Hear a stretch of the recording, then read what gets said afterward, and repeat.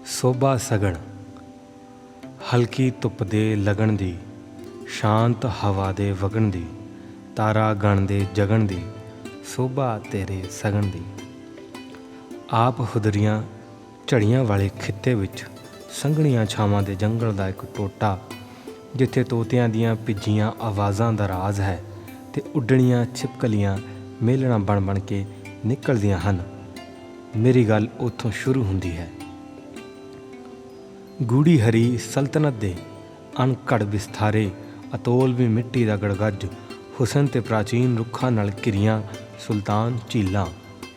ਮੇਰਾ ਮੰਨਣਾ ਹੈ ਕਿ ਮੂਲ ਰੂਪ ਵਿੱਚ ਸਾਡਾ ਸਭ ਦਾ ਹੀ ਸੰਬੰਧ ਕਿਸੇ ਇਸ ਤਰ੍ਹਾਂ ਦੀ ਧਰਤ ਦੀ ਪ੍ਰਦਖਣਾ ਨਾਲ ਹੈ ਜੋ ਅਕਲ ਕਲਾ ਭਰਪੂਰ ਹੈ, ਨਿਰਲੱਜ ਹੈ, ਖਰੀ ਅਤੇ ਟਕਸਾਲੀ ਹੈ। ਭਾਵੇਂ ਅਸੀਂ ਕਿੱਥੋਂ ਕਿੱਥੇ ਪੁੱਜ ਗਏ ਹਾਂ, ਪਰ ਸਾਡੇ ਪੋਟੇ ਅੱਜ ਵੀ ਜਾਂਗਲੀ ਜਲੌ ਨੂੰ ਤੰਗਦੇ ਨੇ। ਵਣਾਂ ਦੇ ਸਿੱਲੇ ਤੇ ਘੋਰ ਹਨੇਰੇ ਵਿੱਚ ਸਾਡੀਆਂ ਪੈੜਾਂ ਅੱਜ ਵੀ ਜਗਦੀਆਂ ਨੇ। ਯੁੱਗਾਂ ਪੁਰਾਣੇ ਦਰਖਤਾਂ ਦੀਆਂ ਛਾਵਾਂ ਅੱਜ ਵੀ ਸਾਡਾ ਪਿੱਛਾ ਕਰਦੀਆਂ ਨੇ। ਉਹ ਥਾਂ ਜਿੱਥੇ ਆਦ ਨੈਣ ਲਿਸ਼ਕੇ, ਕੋਸੀਆਂ ਛਾਤੀਆਂ 'ਚ ਪਹਿਲਾ ਦੁੱਧ ਉਤਰਿਆ, ਪ੍ਰਥਮ ਛੜੱਪੇ ਵੱਜੇ, ਦੇਹਾਂ 'ਚ ਲਚਕ ਫਿਰੀ, ਵੇਲਾਂ ਵਰਗੀਆਂ ਕੰਗਰੋੜਾਂ ਤੇ ਮਨੁੱਖਤਾ ਦਾ ਪਹਿਲਾ ਫੁੱਲ ਖਿੜਿਆ। ਕਿਸੇ ਡਲੀਦਾਰ ਭਾਸ਼ਾ ਨੇ ਆਕਾਰ ਲਿਆ, ਅੜਬ ਝਾੜਾਂ ਨੂੰ ਚੀਰਦੇ ਪਹਿਲੇ ਰਾਹ ਅਤੇ ਮੋੜ ਬਣੇ, ਜਿਨ੍ਹਾਂ ਤੋਂ ਅਸੀਂ ਸਾਰੇ ਮੁੜਦੇ ਰਹੇ ਤੇ ਅੱਗੇ ਵੱਧਦੇ ਰਹੇ। ਕੁਦਰਤ ਵਿੱਚ ਪਸਾਰੇ ਦਾ ਸਿਧਾਂਤ ਬੜਾ ਤੀਬਰ ਹੈ, ਸਹਿਜ ਰੂਪ ਵਿੱਚ ਫੈਲਾਅ ਹੋ ਰਿਹਾ ਹੈ। ਜੇ ਅਸੀਂ ਗੱਲ ਕਰੀਏ ਸਾਡੀ ਆਪਣਿਆਂ ਪੈਰਾਂ 'ਤੇ ਖੜ੍ਹੇ ਹੋ ਸਕਣ ਦੀ, ਸਾਡੀ ਸਿੱਧੀ ਪਿੱਠ ਦੀ, ਸਾਡੀ ਤੁਰ ਸਕਣ ਦੀ ਕਾਬਲੀਅਤ ਦੀ, ਸਾਡੀ ਸੋਹਣੀ ਤੋਰ ਦੀ, ਤਾਂ ਇਸ ਦੇ ਪਿੱਛੇ ਉਹਨਾਂ ਬਾਨਰ ਮਾਨਵਾਂ ਦੀਆਂ ਪਿੰਜਣੀਆਂ, ਫੁਰਤੀਲੀਆਂ ਛਾਲਾਂ, ਪੌਣ ਪਾਣੀਆਂ, ਧੁੱਪਾਂ ਛਾਵਾਂ ਤੇ ਰੁੱਖਾਂ ਦੇ ਉਹਨਾਂ ਟਾਹਣਾਂ ਦੀ ਉਮਰਾ ਲੰਮੀ ਸਾਧਨਾ ਹੈ, ਜਿਨ੍ਹਾਂ ਤੋਂ ਸਾਡੇ ਪੂਰਵਜ ਉਤਰ ਕੇ ਖੁੱਲ੍ਹੀ ਜ਼ਮੀਨ 'ਤੇ ਫਿਰਤ ਕਰਨ ਲੱਗੇ। ਹੌਲੀ ਹੌਲੀ ਸੋਚ, ਸਮਝ ਤੇ ਭਾਸ਼ਾ ਵਿੱਚ ਅਥਰਾ ਵਿਕਾਸ ਹੋਣ ਲੱਗਾ।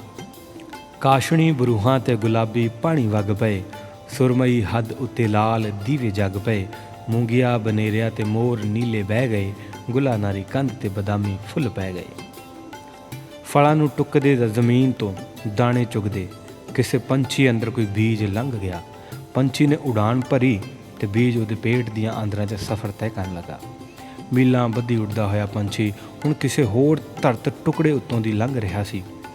ਉਸਨੇ ਉੱਪਰੋਂ ਬਿੱਠ ਕਰੀ ਤੇ ਉਸ ਦੇ ਮਲ ਵਿੱਚ ਸ਼ਾਮਿਲ ਹੋ ਕੇ ਬੀਜ ਹੁਣ ਨਵੀਆਂ ਧੁੱਪਾਂ ਵਾਲੀ ਧਰਤ ਤੇ ਆਣ ਡਿੱਗਾ। ਮਿੱਟੀ ਨੇ ਵੀ ਇਸ ਨੂੰ ਆਧਾਰ ਬਖਸ਼ਿਆ ਤੇ ਬੀਜ ਫੁੱਟ ਆਇਆ। ਹੁਣ ਬੂਟਾ ਜਵਾਨ ਹੈ ਤੇ ਛਾਵਾਂ ਵੰਡਦਾ ਹੈ। ਕਿਸੇ ਬੀਜ ਨੂੰ ਕਿਹੜੇ ਪੰਛੀ ਨੇ ਕਦੋਂ ਨਿਗਲਣਾ ਸੀ ਤੇ ਕਿਸ ਹਾਲਾਤ ਵਿੱਚ ਕਿਹੜੇ ਥਾਂ 'ਤੇ ਜਾ ਕੇ ਉਹਦਾ ਪਾਲਣ ਪੋਸ਼ਣ ਹੋਣਾ ਸੀ, ਇਹ ਪਰਮ ਹੁਕਮ ਹੀ ਤਾਂ ਸੀ। ਜੇ ਕਿਸੇ ਬੀਜ ਨੇ ਉੱਗਣਾ ਹੀ ਹੋਵੇ ਤਾਂ ਉਹ ਪੰਛੀਆਂ ਦੇ ਪੰਜਿਆਂ ਨਾਲ ਚਿਪਕ ਕੇ ਸਾਗਰਾਂ ਦੀ ਸੈਰ ਵੀ ਕਰ ਆਉਂਦਾ ਤੇ ਪਾਰਲੇ ਟਾਪੂਆਂ 'ਤੇ ਫੁੱਟ ਵੀ ਆਉਂਦਾ।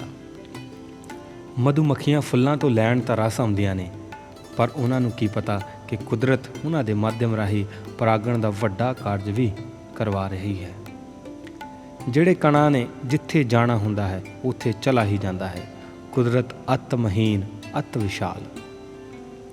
ਇੱਕ ਗੁਰੂ ਤੁਹਾਨੂੰ ਚੇਤਨਾ ਦੇ ਇੱਕ ਪੜਾਅ ਤੋਂ ਦੂਜੇ ਪੜਾਅ 'ਤੇ ਲੈ ਕੇ ਜਾਂਦਾ ਹੈ, ਇੱਕ ਨਰੋਈ ਨਵੀਨਤਾ ਲੈ ਕੇ ਆਉਂਦਾ ਹੈ। ਹਵਾ ਵੀ ਤਾਂ ਬੀਜਾਂ ਨੂੰ ਇੱਕ ਤੋਂ ਦੂਜੀ ਥਾਂ 'ਤੇ ਲੈ ਕੇ ਜਾਂਦੀ ਹੈ। ਜਿੱਥੇ ਉਹਨਾਂ ਨੇ ਬੀਜ ਤੋਂ ਫੁੱਲਾਂ ਪੱਤਿਆਂ 'ਚ ਢਲਣਾ ਹੁੰਦਾ ਹੈ, ਸ਼ਾਇਦ ਤਾਂ ਹੀ ਪਵਨ ਗੁਰੂ ਹੈ। ਗੱਲ ਇਕੱਲਿਆਂ ਬੀਜਾਂ ਜਾਂ ਫੁੱਲ ਬੂਟਿਆਂ ਤੱਕ ਹੀ ਸੀਮਿਤ ਨਹੀਂ। ਹਰ ਪਲ ਕਿਵੇਂ ਨਾ ਕਿਵੇਂ ਕੋਈ ਕਾਸ਼ਨੀ ਫੈਲਾਅ ਹੋ ਰਿਹਾ ਹੈ। ਕੁਦਰਤ ਪਸਰਦੀ ਹੈ, ਇਸੇ ਕਰਕੇ ਹੀ ਤਾਂ ਉਹ ਕੁਦਰਤ ਹੈ। ਉਹ ਨਿਰਾਸ਼ ਨਹੀਂ ਹੁੰਦੀ, ਸਗੋਂ ਚੜ੍ਹਦੀ ਕਲਾ ਦੇ ਜੈਕਾਰੇ ਲਾਉਂਦੀ ਹੈ। ਤਾਂ ਹੀ ਤਾਂ ਧੁੱਪ ਕਦੇ ਉਹਨਾਂ ਦਾਣਿਆਂ ਬਾਰੇ ਨਹੀਂ ਸੋਚਦੀ ਜਿਹੜੇ ਘਿਰ ਗਏ, ਨਾ ਹੀ ਉਹਨਾਂ ਖੇਤਾਂ ਬਾਰੇ ਸੋਚਦੀ ਹੈ ਜਿਨ੍ਹਾਂ ਨੇ ਅਜੇ ਉੱਗਣਾ ਹੈ। ਫੁੱਲ ਨੂੰ ਖਿੜਨ ਲਈ ਕਦੇ ਜ਼ੋਰ ਲਾਉਂਦੇ ਵੇਖਿਆ ਹੈ? ਕੁਦਰਤ ਸਹਿਜ ਰੂਪ 'ਚ ਅੱਗੇ ਵੱਧਦੀ ਹੈ, ਨਿਖਰਦੀ ਹੈ। ਇਸ ਕਿਤਾਬ ਦੇ ਜ਼ਰੀਏ ਵੀ ਜੋ ਗੱਲਾਂ ਮੈਂ ਕਰਾਂਗਾ, ਜੋ ਵਿਚਾਰ ਤੁਸੀਂ ਪੜ੍ਹੋਗੇ, ਉਹਨਾਂ ਦਾ ਰੂਪ ਵੀ ਮੈਂ ਸਥਿਰ ਨਹੀਂ ਮੰਨਦਾ। ਇੱਥੇ ਵੀ ਵਿਕਾਸ ਹੈ, ਪਸਾਰਾ ਹੈ। ਕਹਿੰਦੇ ਨੇ ਜਦੋਂ ਮਨੁੱਖ ਨੇ ਪੱਥਰਾਂ 'ਤੇ ਲਿਖਣਾ ਸ਼ੁਰੂ ਕੀਤਾ ਤਾਂ ਅੱਖਰ ਖੜਵੇਂ ਤੇ ਸਖਤ ਜਿਹੇ ਹੁੰਦੇ ਸੀ। ਫਿਰ ਮੋਮ 'ਚ ਲਿਖਿਆ ਤਾਂ ਅੱਖਰ ਥੋੜ੍ਹੇ ਝੁਕ ਗਏ। ਕਾਗਜ਼ 'ਤੇ ਲਿਖਣ ਵੇਲੇ ਅੱਖਰਾਂ 'ਚ ਗੁਲਾਈ ਆ ਗਈ। ਇਹਨਾਂ ਵਿਚਾਰਾਂ ਦੇ ਆਕਾਰ 'ਚ ਵੀ ਇਸੇ ਤਰ੍ਹਾਂ ਮੱਠੀ ਤਬਦੀਲੀ ਆਉਂਦੀ ਰਹਿਣੀ ਹੈ। ਇਹਨਾਂ ਨੇ ਕਦੇ ਬੇਕਾਰ ਨਹੀਂ ਹੋਣਾ, ਪਰ ਇਹ ਨਵੀਆਂ ਗੱਲਾਂ ਦਾ ਸੋਹਣਾ ਆਧਾਰ ਤਾਂ ਜ਼ਰੂਰ ਬਣਨਗੇ। ਕਿਸ ਨੂੰ ਪਤਾ ਸੀ ਕਿ ਨੀਲ ਨਦੀ ਦੇ ਕੰਢੇ ਦਲਦਲ 'ਚ ਉੱਗਣ ਵਾਲਾ ਅਵਾਰਾ ਜਿਹਾ ਅਤੇ ਕਿਸੇ ਗੰਦੇ ਜਿਹੇ ਜਾਨਵਰ ਦੀ ਪੂਛ ਵਰਗਾ ਪੌਦਾ ਪਪਾਇਰਸ ਅੱਜ ਦੇ ਪੇਪਰ ਦੀ ਨੀਂਹ ਬਣੇਗਾ।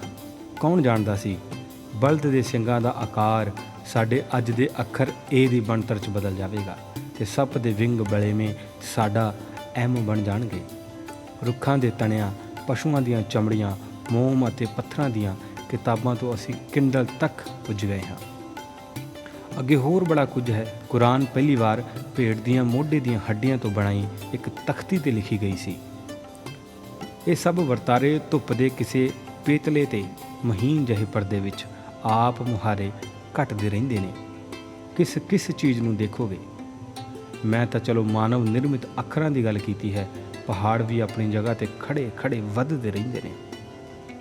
ਚੋਖਾ ਸੌਜ, ਖਰੀ ਹਰਿਆਵਲ, ਵਾਹ ਵਾਹ ਪੱਤ ਸੁਪੱਤੇ, ਫਲੀਆਂ, ਉੱਚੇ ਰੁਖੜੇ, ਮਿਲਣ ਆਕਾਸ਼ਾਂ, ਧਰਤ ਨਗਰ ਦੀਆਂ ਲੰਘ ਕੇ ਗਲੀਆਂ।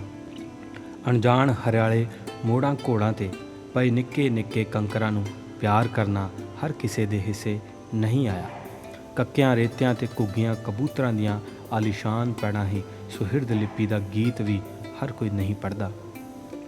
ਅਣਗਾਹੇ ਬੇਲਿਆਂ ਦੀ ਠੇਠ ਰੌਣਕ ਤੇ ਮਿੱਸੀ ਧੁੱਪ ਵੀ ਹਰ ਕਿਸੇ ਦੀਆਂ ਅੱਖਾਂ 'ਚ ਨਹੀਂ ਉਤਰਦੀ। ਟਿੱਬਿਆਂ ਦੀ ਸੋਹਬਤ ਵੀ ਕੋਈ ਟਾਵਾਂ ਹੀ ਕਰਦਾ ਹੈ ਜੋ ਉੱਥੇ ਬੈਠਾ ਹਵਾ ਦੀਆਂ ਕੁੜਤੀਆਂ ਸਿਉਂਦਾ ਹੈ। ਇਹ ਰਾਹ, ਇਹ ਰੇਤੇ, ਹਵਾਵਾਂ, ਇਹ ਰੋੜ ਤੁਹਾਨੂੰ ਸਿਆਣਦੇ ਨੇ ਤੇ ਕਿਸੇ ਸਰਵਰੀ ਆਦੇਸ਼ ਅਧੀਨ ਗਾਹੇ ਬਗਾਹੇ ਬੜੀ ਅਦਾ ਨਾਲ ਟੱਕਰਦੇ ਰਹਿੰਦੇ ਨੇ। ਤੁਹਾਡੇ ਅੰਦਰਲੀ ਖਾਲਸ ਕੁਦਰਤ ਜਗਾਉਣ ਦਾ ਸਬੱਬ ਬਣਦੇ ਨੇ। ਤੁਹਾਡਾ ਪਿਛੋਕੜ ਤੁਹਾਨੂੰ ਆਵਾਜ਼ਾਂ ਮਾਰਦਾ ਹੈ। ਉੜਦੀਆਂ ਧੂੜਾਂ ਦਾ ਤੁਹਾਡੇ ਸਿਰ 'ਤੇ ਮਾਂ ਪਿਓ ਜਿੱਡਾ ਹੱਥ ਹੁੰਦਾ ਹੈ। ਧਰਤੀ ਦੇ ਵਿਲੱਖਣ ਰੂਪ, ਸੁਹਾਵੇ ਦ੍ਰਿਸ਼, ਵਡਭਾਗੇ ਟੋਟੇ ਕਿੰਨੇ ਸਮੇਂ ਤੋਂ ਮੇਰੀ ਟੇਕ ਚੁਰਾਉਂਦੇ ਆ ਰਹੇ ਨੇ। ਮੇਰੀ ਬੇਚੈਨ ਤਬੀਅਤ ਦੀ ਕੋਈ ਪਰਤ ਦੁਨੀਆ ਦੇ ਸਾਰੇ ਤਲਾਬਾਂ 'ਤੇ ਵਿਛਦੀ ਜਾ ਰਹੀ ਹੈ। ਜਦ ਇਹ ਪਰਤ ਅੱਖਰਾਂ 'ਚ ਵਟਦੀ ਹੈ, ਸ਼ਬਦਾਂ 'ਚ ਵਟਦੀ ਹੈ, ਤਾਂ ਜੋ ਬਣਤਰ ਬਣਦੀ ਹੈ ਉਹ ਰਾਣੀ ਤੱਤ ਹੀ ਹੈ। ਮੈਂ ਕਾਗਜ਼ਾਂ 'ਤੇ ਅਣਜਾਣੇ ਖਾਕੇ ਵੰਮਦਾ ਰਹਿੰਦਾ ਹਾਂ। ਪਤਾ ਨਹੀਂ ਕਦੋਂ ਉਹਨਾਂ ਵਿੱਚ ਕੁਦਰਤ ਦਾ ਇਹ ਰਾਣੀ ਤੱਤ ਪਸਰ ਜਾਂਦਾ ਹੈ।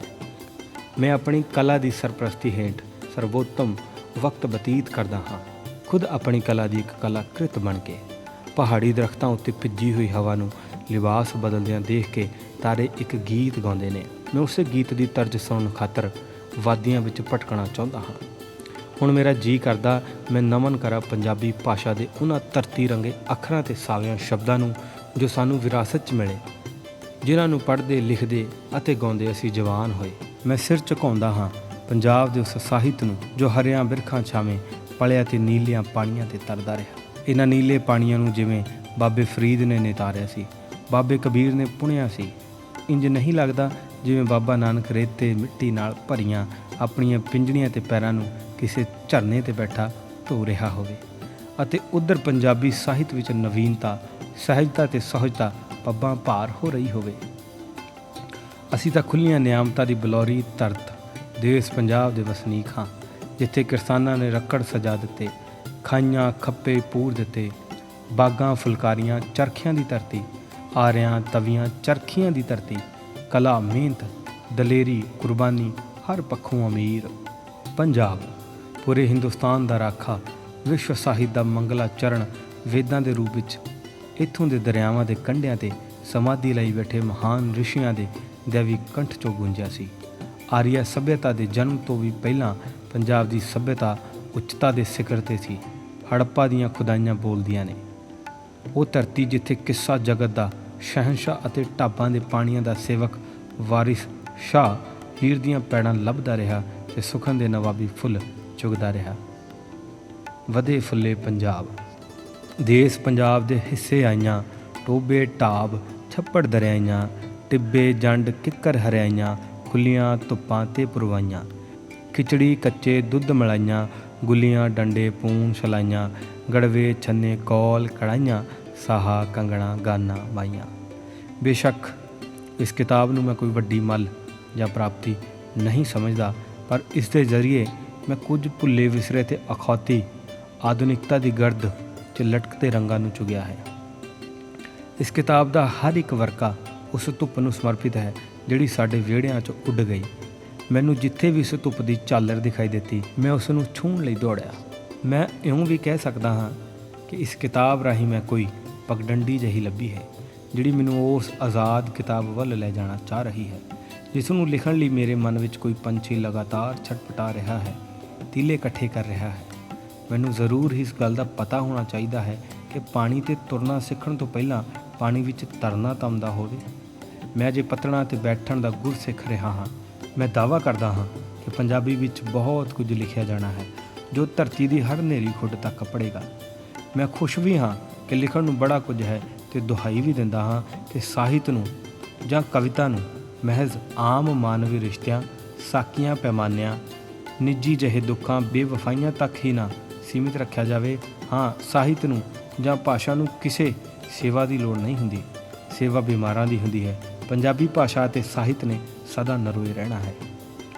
ਟਕੀਆਂ ਰਹਿਣ ਦੇ ਮਿੱਤਰਾ ਗੱਲਾਂ ਧਰਤ ਦੀਆਂ, ਹਵਾ ਵਗੀ ਤਾਂ ਆਪੇ ਮੂਹਰੇ ਆਉਣਗੀਆਂ, ਹਵਾ ਵਗੀ ਤਾਂ ਆਪੇ ਮੂਹਰੇ ਆਉਣਗੀਆਂ।